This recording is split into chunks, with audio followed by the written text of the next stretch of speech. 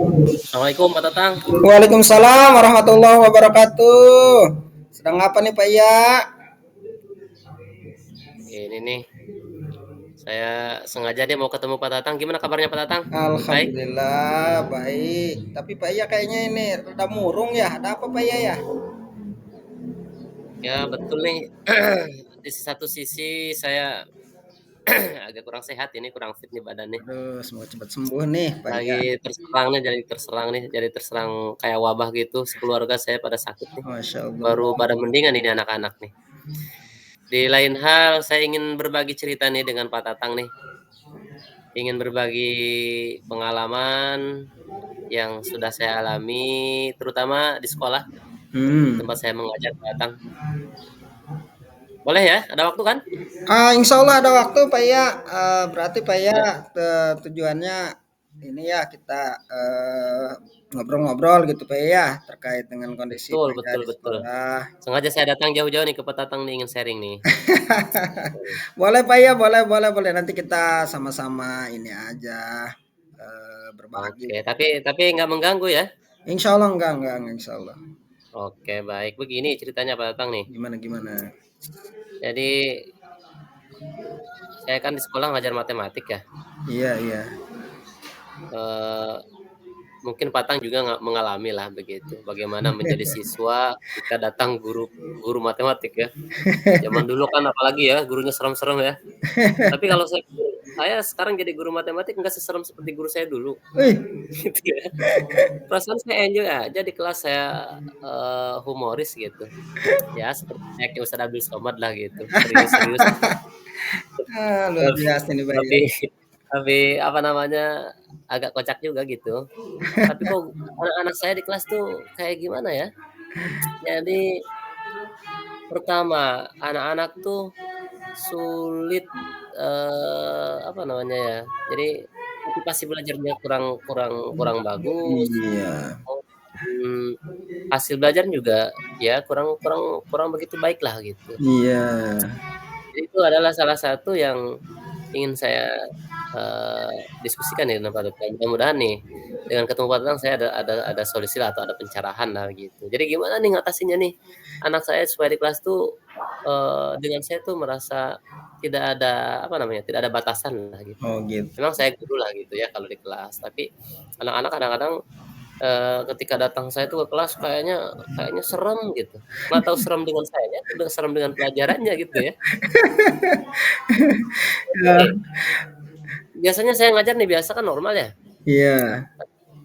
Ketika saya sampaikan tuh materi misalnya, kemudian diskusi gitu. Ketika saya berikan konsep, kemudian anak memahami, setelah saya selesai menyelesaikan konsep, saya juga berikan latihan misalnya atau contoh soal. Saya tanya anak-anak, "Gimana paham semua?" "Paham." Gitu ya. Paham semua, kompak mereka jawab, "Paham, paham." Luar biasa. Dari yang memang kompetensinya baik gitu ya sehari-harinya, sampai yang tidak baik pun menjawab paham. Tapi ketika saya berikan satu soal misalnya yang identik atau yang ya yang ekuivalen dengan soal yang saya berikan di contoh misalnya, jawaban mereka nggak ada yang betul. Nah ini masalahnya terus datang nih, gimana nih? Jadi, Ini iya iya iya iya.